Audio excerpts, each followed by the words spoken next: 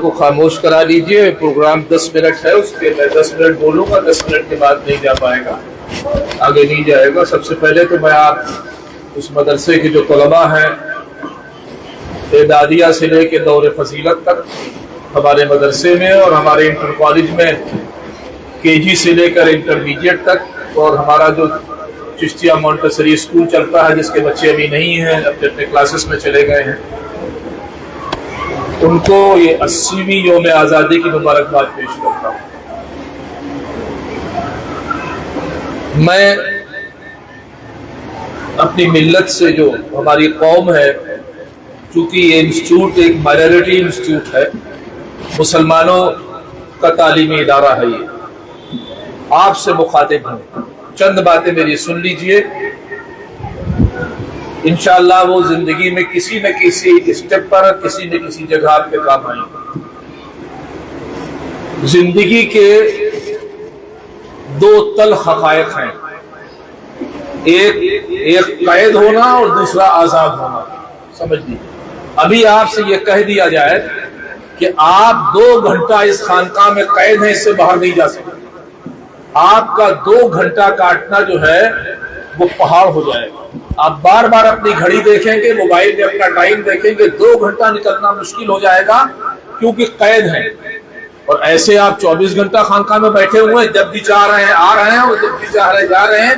یہ آزادی کی قسم ہے. تو قید اور آزادی میں یہ فرق ہے.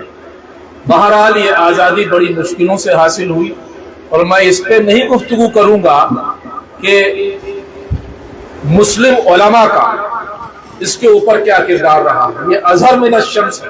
دنیا جانتی ہے کہ علامہ فضل حق خیر آبادی سے لے کر کے مولانا ابوالکلام آزاد تک, اور حضرت حاجی امداد اللہ شیخ العرب والعجب, حضرت حاجی امداد اللہ مہاجر مکی سے لے کر کے حضرت مولانا شاہ قیام الدین عبد الباری فرنگی محلی تک ہمارے علماء کا اس میں کیا کردار رہا.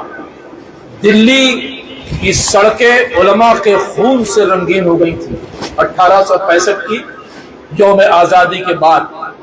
اب اس یوم آزادی میں بعض ایسے علماء کو کہ سر پر آزادی کا صحرا باندھا جا رہا ہے جنہوں نے 2 نیشن تھیوری کو سپورٹ کیا تھا, اور جن علماء کا میں نام لے رہا ہوں انہوں نے کبھی اپنی پوری لائف میں 2 نیشن تھیوری کو سپورٹ نہیں کیا. ان علماء کا جو آزادی کے تعلق سے جو رول رہا ہے اظہر من الشمس ہے. آپ اس کو اٹھا کر کے دیکھیے گا, پڑھیے گا, پوری تاریخ جو ہے اس سے رنگین ہے ان کے خون سے, علماء کے. میں آپ سے بات کر رہا ہوں کہ اب آپ کو, ہماری ملت کو, مسلمانوں کو اس آزادی میں حصہ چاہیے, ملک کے اندر آپ کو حصہ چاہیے. تو ملک کے اندر آپ کو حصہ اس وقت ملے گا جب آپ اس قابل بنیں گے کہ آپ اس کے حصہ دار بن جائیں.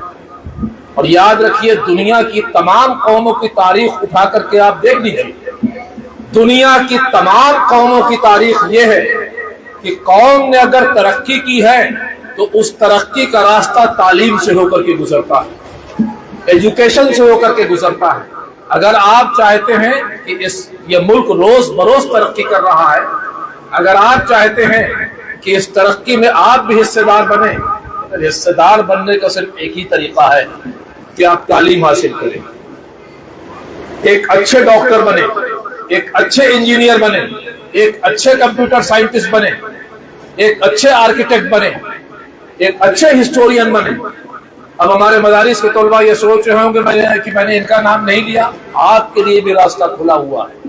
میں یہ بتا دوں کہ میری ملت جو ہے, حیثیت مسلمان, میری قوم اور میری ملت کا شاید 1% بچہ دینی مدارس کے اندر جا رہا ہے. 98 سے لے کے 99% جو طلباء ہیں ہماری قوم کے اور ہماری ملت کے, وہ ماڈرن جامعات یعنی اسکولوں میں اور کالجز میں اور یونیورسٹی میں اپنا سفر طے کر رہے ہیں. اب یہ جو 1 سے 1.5% طالب علم ہمارے مدرسے میں اپنے ادارے کی بات کرتا ہوں, اعدادیہ سے لے کر کے جو ہے دور حدیث تک اور حفظ تک, اس کا رول اس ماڈرن سوسائٹی میں کیا ہے. دیکھیے, یہ دور ایسا دور آ گیا ہے کہ ہر میدان کے اندر ایکسپرٹ کی حاجت ہے. کوئی اگر آپ کے پاس کوالٹی ہے تعلیم ہے، دنیا کی کوئی طاقت آپ کو روک نہیں سکتی. میں بتا دوں آپ کو، آج آپ یو پی جو ہے جو اس کا UPSC کا نتیجہ اٹھا کر کے دیکھیے، آج میڈیکل کالج کے نتیجے اٹھا کے دیکھیے، آج آپ نیٹ کا نتیجہ اٹھا کے دیکھیے، مسلمان بڑی مضبوطی سے وہاں کے اوپر اپنی شناخت قائم کر رہا ہے، اور وہ کسی کے اوپر نہیں ہے، کسی کے مرہون میں منت نہیں ہے. مسلمان طلبا کو یہ بات سمجھ میں آ گئی ہے کہ اگر کہیں ترقی کرنی ہے تو اس ترقی کا صرف ایک راستہ ہے، اور وہ ہے ایجوکیشن اور تعلیم. آپ کے لیے جو راہیں کھلی ہے، یہ جو بچے بیٹھے ہیں ہمارے اعدادیہ سے لے کے میں بالکل خاص طور سے آپ سے مخاطب ہوں، وہ بچے اعدادیہ سے لے کے دور حدیث تک کا سفر طے کر رہے ہیں. آپ کے میدان میں بھی ہزاروں ہزار مواقع. آج ہم لوگوں کو یہ ضرورت پیش آتی ہے کہ ہم کو اپنے درس کامیہ کے لیے ایک استاد کی حاجت ہے. میں بتاؤں، انحطاط کا عالم یہ ہو گیا ہے، علمی انحطاط کا، کہ ہم کو بڑی مشکل سے ایک ایسا عالم ملتا ہے جو اعدادیہ سے لے کے دور حدیث تک کی تعلیم دے گا. مدرسے سے بڑی تعداد میں فرقہ نکل رہے ہیں، لیکن علم کی معیار دینی مدارس کا روز بروز گھٹتا چلا جا رہا ہے. کہ میں پوری اہل سنت پر جماعت کی مدارس کی بات کر رہا ہوں، آپ کے لیے بھی راہیں کھلی ہوئی.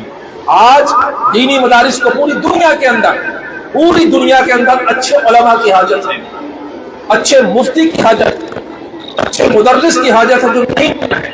لہٰذا آپ کے لیے یہ ہے کہ اگر دینی مدارس میں آتے ہیں آپ تو سنجیدگی سے اور سر جھکا کر کے تعلیم حاصل کیجیے. ہماری قوم جس سے ہم لوگ ہیں مسلمان، ان کے یہ بات سمجھ میں نہیں آتی ہے. میرا ذاتی طور سے میری زندگی کا ایک بڑا حصہ جو ہے ایک بڑے تعلیمی ادارے میں گزرا، پھر اس کے بعد ایک دوسرا حصہ جو ہے وہ ان دینی مدارس کے ساتھ ہے. میں مسلمان گارجین کو کہتا ہوں کہ اپنے بچے کو اگر دینی تعلیم دلوا رہے ہیں تو حافظ جی نہ بنائیے، اس کو درس نظامی میں لا کر کے داخل کیجیے. حافظ جی دین نہیں سمجھا پائیں گے، دین ایک عالم دین سمجھائے گا. مسئلہ سب سے بڑا کہ یہ ہو گیا ہے کہ ہماری ملت چاہتی تو ہے کہ ہمارے گھر کا بچہ دینی مدارس کی تعلیم حاصل کرے، لیکن وہ اٹھا کے حافظ جی بناتی. حفظ کی میں نہیں، ٹھیک ہے وہ ایک شعبہ ہے، لیکن وہ ایک مستقل شعبہ کبھی بھی دینی مدارس کا نہیں رہا. آپ کیرلا کے اندر چلے جائیے، ثقافت سنیہ کو دیکھیے اور دوسرے مدارس کو دیکھیے. میں کیرلا گیا، میں حیرت میں پڑ گیا. وہاں کا کسی بڑے سے بڑے کیرلا کے مدرسے میں حفظ کا کوئی شعبہ نہیں، جو بھی شعبہ ہے سب درس نظامی کا ہے. بھئی سیدھی سی بات ہے، قرآن مجید اللہ کا کلام ہے، افضل ترین کلام ہے. اس کا چھونا، اس کو دیکھنا، اس کو پڑھنا سب جو ہے وہ کار ثواب ہے. لیکن دینی مسائل کی اجرا کے لیے قرآن کے ساتھ ساتھ اصول حدیث پڑھنا پڑے گا، ادب پڑھنا پڑے گا، اصول فقہ پڑھنی پڑے گی، اصول تفسیر پڑھنی پڑے گی، منطق اور فلسفہ پڑھنا پڑے گا، محدثین کی آرا کو جاننا پڑے گا. تب کہیں جا کے کسی مسئلے کے اوپر آپ اپنی بات رکھ پائیں گے. لہٰذا جو خالصاً میں ان سے مخاطب ہوں، ہمارے اعدادیہ سے لے کے فضیلت تک کے جو بچے ہیں، بیٹا اس تعلیم کو حاصل کرو. اس میدان کے بھی بڑے راستے کھلے ہوئے ہیں. اچھے علماء کی اس وقت بھی کمی ہے اور سخت کمی ہے. میں بتا دوں اس لائن میں عزت پیسہ سب بھرا ہوا ہے، بس فرق یہ ہے کہ آپ اچھی طرح تعلیم حاصل کیجئے. بڑے بڑے جامعات کا حال یہ ہو گیا ہے کہ فضیلت سے فارغ ہونے کے بعد طالب علم جو ہے وہ مسجد کی امامت تلاش کر رہا ہے. اس سے بڑی شرم کی بات ہمارے مدارس کے لیے کیا ہو سکتی ہے؟ وہ اس قابل نہیں ہے کہ وہ درسگاہ میں بیٹھ کے اعدادیہ اولا اور ثانیہ اور ثالثہ اور رابعہ تک کی جو ہے وہ تعلیم دے سکے. تو لہٰذا جب درسگاہ میں جائیے مضبوطی سے پڑھیے، مدرس کے اوپر آپ کے جو استاد ہیں ان کے لیکچر کے اوپر پوری توجہ دیجیے، اور یہاں سے تعلیم حاصل کر کے نکل کے اس ادارے کا، اس خانقاہ کا اور اس سلسلے کا جھنڈا بلند کر دیجیے. یہ بات میں نے کہی ہے، جان لیجیے، ہماری ملت ہماری قوم جان لے کہ اگر آپ کو اس آزاد ملک میں کچھ چاہیے، اس چاہنے کا راستہ تعلیم سے ہو کر کے گزرتا ہے. اور اگر آپ تعلیم حاصل نہیں کریں گے تو پھر اس ملک میں آپ پنچر بنائیں گے آپ سائیکل کی ریپیئرنگ کریں گے, آپ ایک ایئر کنڈیشن کے کاریگر بنیں گے, اس کے علاوہ آپ کا کوئی فیوچر نہیں ہوگا. فیوچر کس میں ہے؟ اچھی ایجوکیشن میں ہے.